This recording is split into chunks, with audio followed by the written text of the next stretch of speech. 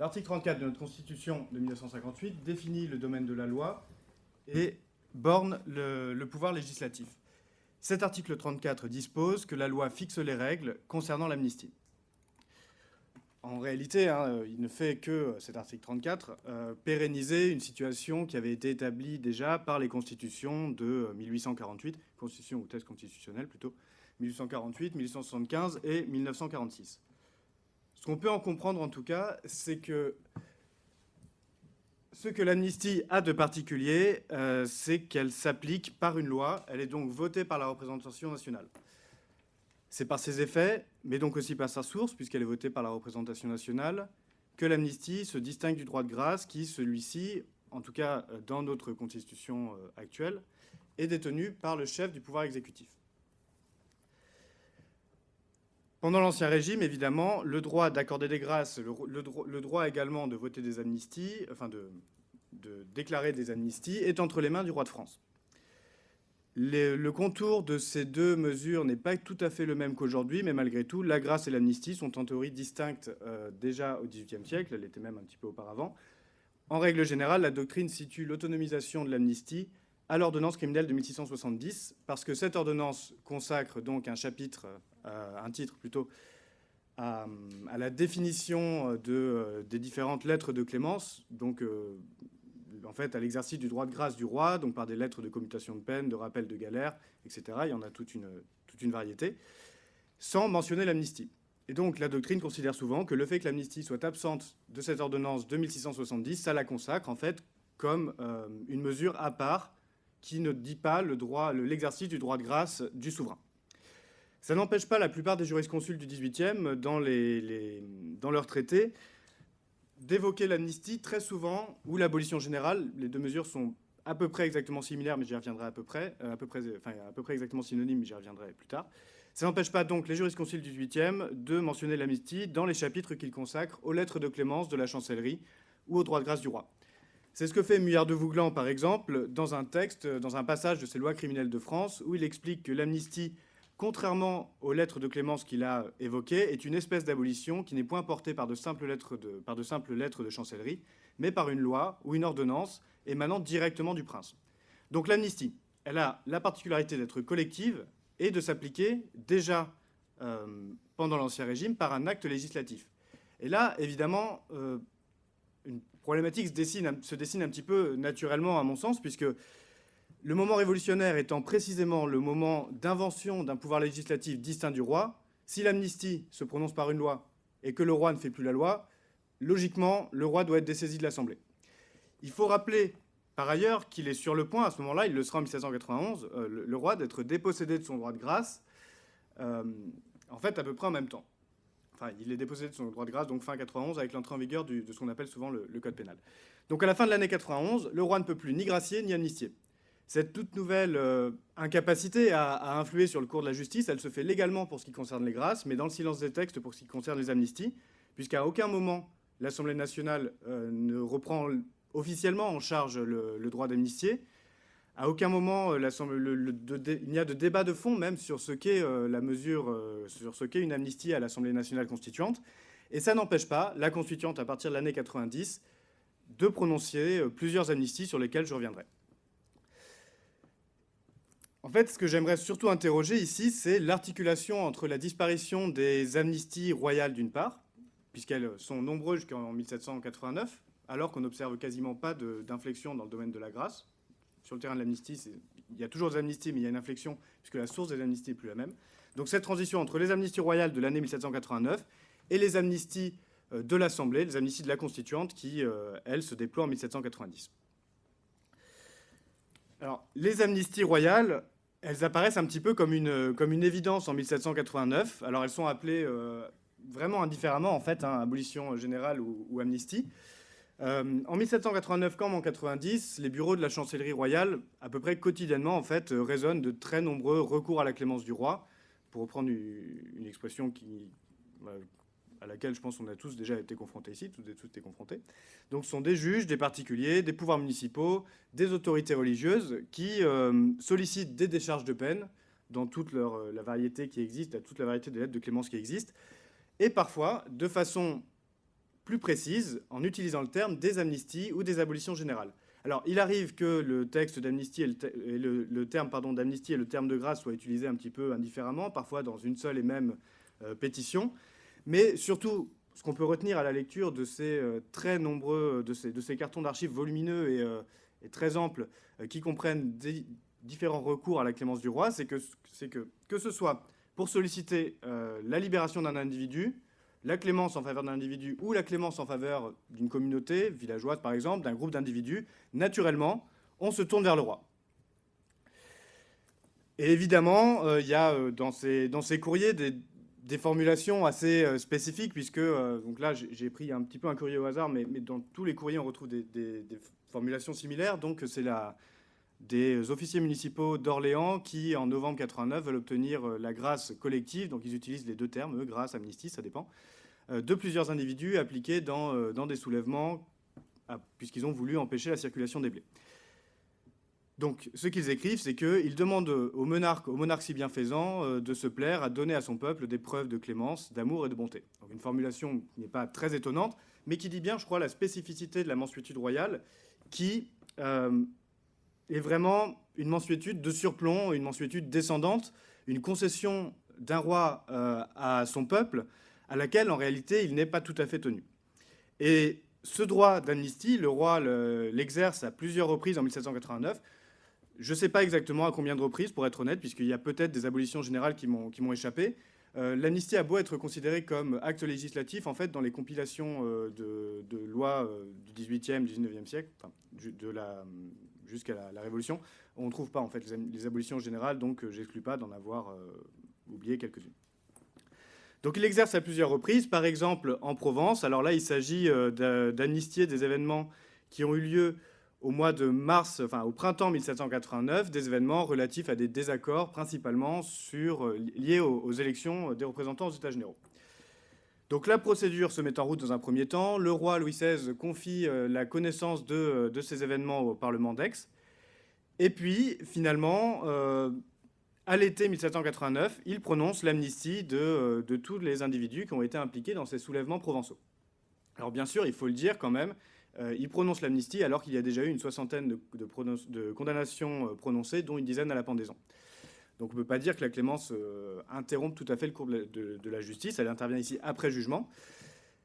Et en fait, elle a été demandée par le Parlement d'Aix. Dans un premier temps par la Chambre des comptes, puis par le Parlement d'Aix, ces amnisties. Et ces cours-là, finalement, elles tiennent leurs compétences du roi. Donc c'est un petit peu logiquement qu'elles se tournent vers la source de leurs compétences lorsqu'il s'agit de demander l'abolition d'une procédure judiciaire.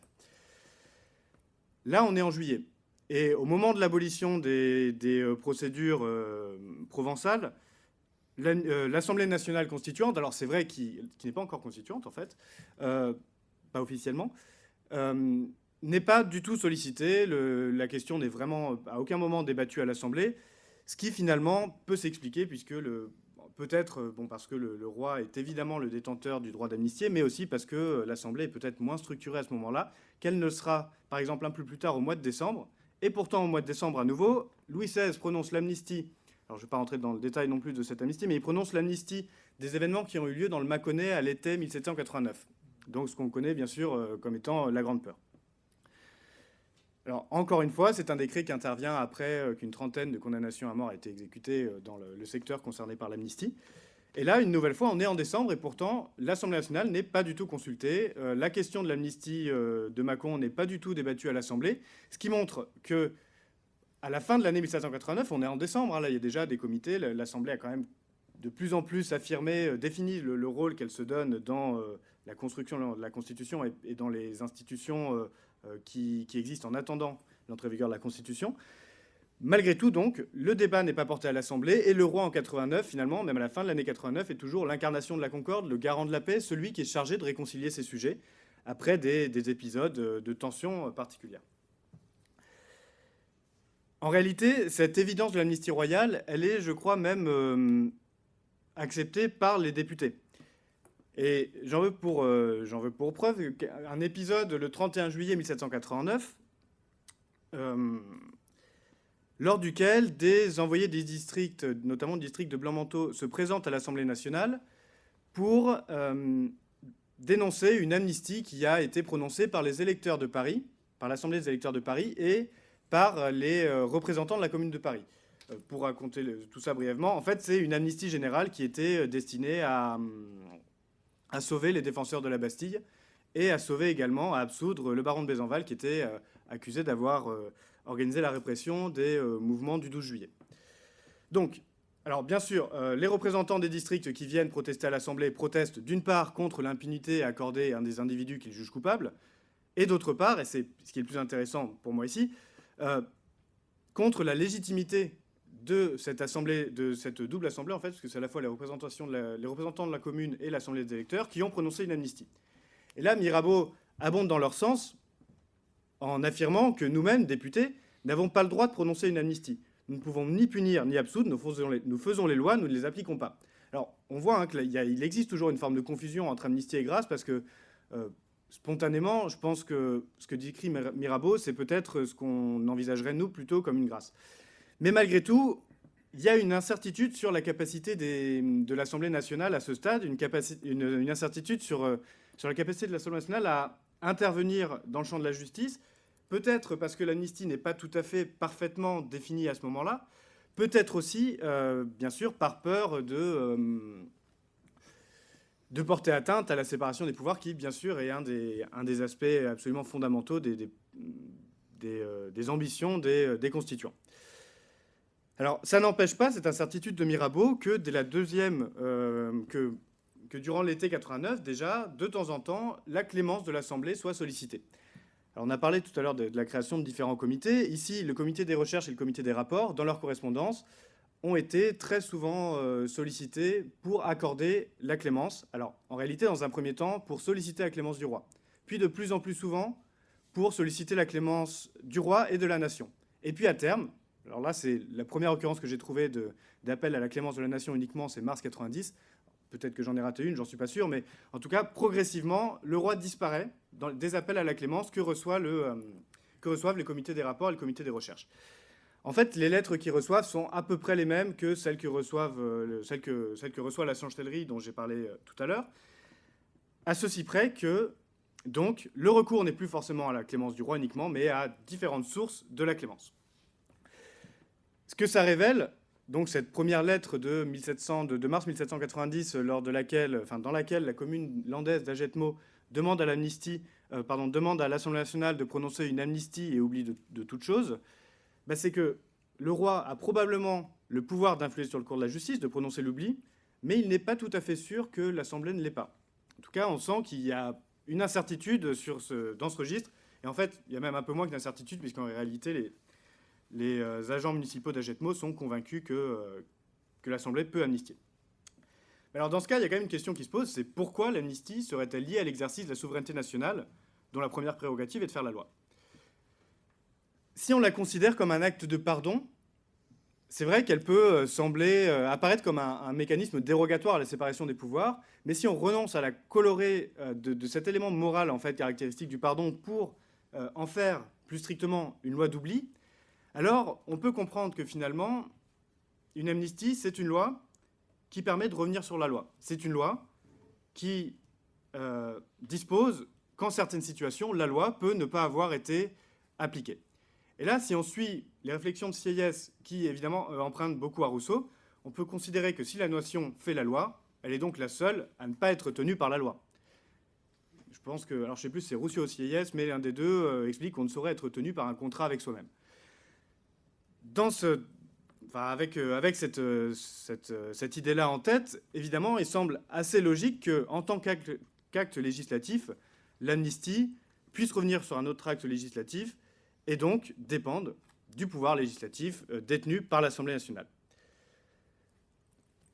C'est vrai que la lente définition de ce pouvoir législatif, elle peut s'expliquer, je pense, par l'ambiguïté de la place du roi dans la fabrique de la loi, puisque en 1790, la part du roi dans la fabrique de la loi n'est pas encore définie, puisque les discussions sont encore en cours, mais aussi par la permanence des grâces royales, je l'ai dit brièvement, mais qui sont toujours pas loin d'être quotidiennes, en fait, jusqu'à leur abolition en 1791.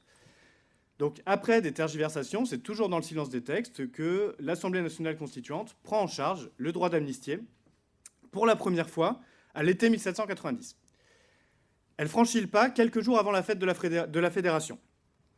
Par un décret du 1er juillet, que j'ai partiellement reproduit ici, les députés mettent un terme à la procédure qui a été débutée contre les auteurs des incendies des barrières, qui ont eu lieu donc dans les jours qui ont précédé le 14 juillet 1789.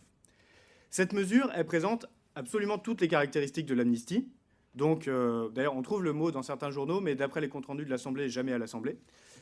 Donc, elle est impersonnelle, elle concerne des événements localisés dans le temps, géographiquement aussi, et puis elle interdit toute poursuite future. Donc, c'est manifestement ce que ça répond vraiment à tous les critères de l'amnistie. Momcilo Markovic, dans un ouvrage qu'il a récemment consacré à cet événement, explique que les députés agissent en prenant la place du tribunal de l'élection, en se substituant... Pardon. Alors, je n'ai pas noté la citation exacte, mais il explique que l'Assemblée nationale se substitue au tribunal de l'élection et à la Cour des aides. Alors, à proprement parler, en fait, et c'est là qu'on voit une manifestation de la souveraineté nationale, je pense, une réinvention de la souveraineté nationale, l'Assemblée décrète l'oubli. Elle endosse en fait une responsabilité qui est complètement étrangère aux tribunaux. Au mieux, un tribunal aurait pu peut-être déclarer un acquittement, mais jamais déclarer que la procédure, fictivement, n'avait pas existé, que les délits reprochés aux incendiaires des barrières n'avaient pas existé. Donc je pense qu'on est vraiment dans une décision qui dépasse très largement la compétence que pourraient avoir les tribunaux et qui traduit aussi le fait que l'Assemblée nationale est attachée autant finalement que le roi par les amnisties qu'il pouvait déclarer durant l'année précédente, par l'envie de préserver la concorde, l'envie d'empêcher le trouble. Et là, on est à la veille de la fête de la Fédération. Évidemment, dans Paris, on murmure que faire le procès aux incendiaires des barrières, c'est faire le procès à la Révolution, et qu'après tout, on n'est pas si loin dans ce cas d'aller faire le procès à ceux qui ont fait tomber la Bastille. Donc, bien sûr, l'Assemblée nationale, prudemment, choisit de ne pas laisser cette procédure aller à son terme. Alors, cette amnistie-là, c'est un précédent. C'est la tension parisienne de ces jours d'été 90 qui pousse l'Assemblée à franchir le pas. Il est assorti ce décret d'une discussion très courte où en réalité on ne s'interroge pas tellement, à part Maury qui essaye un petit peu, mais on ne s'interroge pas tellement sur la légitimité, sur le droit de l'Assemblée à prononcer une amnistie. Mais malgré tout, donc elle fait précédent, puisque jusqu'au mois de septembre 91 et à la séparation de la Constituante, il y a pas moins de donc en 13 mois, pas moins de 6 amnisties qui sont déclarées. Alors, de là à dire que la mesure est fréquente, bon, c'est peut-être un peu exagéré, mais c'est quand même pas une mesure d'exception, en tout cas. Enfin, je pense qu'une fois tous les 2 mois, on est un petit peu au-delà de l'exception. Alors, bon, je ne vais pas revenir dans le détail, bien sûr, sur les différentes amnisties votées par l'Assemblée, mais je vais juste en mentionner une qui a été déclarée pour la Bretagne inférieure, pour la Loire inférieure. Donc, dans le décret, il est question des départements de la ci-devant province de Bretagne, mais c'est principalement la Loire inférieure et l'Ille-et-Vilaine. Donc ce sont des officiers municipaux de communes qui sont à peu près entre Rennes et Nantes aujourd'hui, qui l'étaient d'ailleurs déjà en fait, qui demandent à ce que l'Assemblée nationale, ils écrivent directement au comité des rapports, abolisse des procédures en cours contre des individus qui ont été égarés, trompés et qui se sont soulevés contre leur seigneur au mois de février 90. L'information a eu lieu, les procès ont débuté et les officiers bretons... Les officiers municipaux bretons craignent que ça ne dégénère parce que les décrets de prise de corps sont en train d'être mis à exécution. Et donc l'Assemblée, répondant à cette demande d'amnistie, la prononce. Donc, à ce stade, finalement, et on le voit dans la suite de l'année 90, puis ensuite 3 fois en 91, l'amnistie, elle a vraiment pris en charge l'Assemblée nationale a vraiment pris en charge son droit d'amnistier et l'assume de plus en plus nettement, en fait, sans pourtant jamais en discuter précisément. Avant 91 et un petit peu plus en 92, il n'y a pas de discussion sur ce qu'est le droit d'amnistie à l'Assemblée. Donc, je conclurai ici, puisque je pense que je dois être arrivé à peu près au terme du temps qui m'est imparti, pas loin. Donc, en insistant sur le fait que l'amnistie, elle a été très progressivement attirée, enfin très progressivement, en un an, on fait plus progressif, mais relativement progressivement attirée dans le giron des représentants de la nation pour s'affirmer comme un acte de souveraineté, plus que comme un acte de clémence, en fait. Et c'est à ce titre, d'ailleurs, que les députés la prennent en charge, en confirmant son caractère législatif. Je ne crois pas que les amnisties de l'Assemblée constituante aient présenté vraiment de spécificité par rapport aux amnisties royales pour ce qui est de leurs effets ou souvent de leurs objectifs. C'est-à-dire qu'il y a souvent un objectif d'apaiser les tensions, de rétablir la concorde. Les effets sont assez similaires, donc c'est pas là vraiment qu'il y a l'invention, il n'y a pas à cet égard l'invention d'un nouveau droit d'amnistier en soi. Mais il y a quand même quelque chose qui se joue dans la récupération par l'Assemblée nationale de ce droit-là, mais pas du droit de grâce, qui lui est considéré comme arbitraire, bon, peut-être pas au même titre que l'aide de cachette dont on a parlé, mais qui a quand même une odeur de soufre un petit peu en raison justement de cette image-là. L'amnistie, elle est donc détachée de l'arsenal de la clémence de plus en plus clairement pour vraiment rentrer dans les prérogatives du législatif. Et donc, pour être prononcée, et je crois que c'est là le plus important, c'est là que l'amnistie se distingue bien de la loi du décret de grâce, pour être prononcée dans la recherche de l'intérêt général. Ce qui évidemment distingue la loi générale qui est l'amnistie de la grâce individuelle. Alors, il ne faut pas non plus exagérer l'évidence du lien entre amnistie et pouvoir législatif, puisque tout au long du XIXe siècle, il y a une certaine ambiguïté quant à la définition juridique de l'amnistie qui subsiste, quant à l'autonomie du législatif à cet égard, puisque, que ce soit sous l'Empire ou sous les différentes restaurations monarchiques, l'amnistie, en fait, très souvent était récupérée une nouvelle fois par le pouvoir exécutif.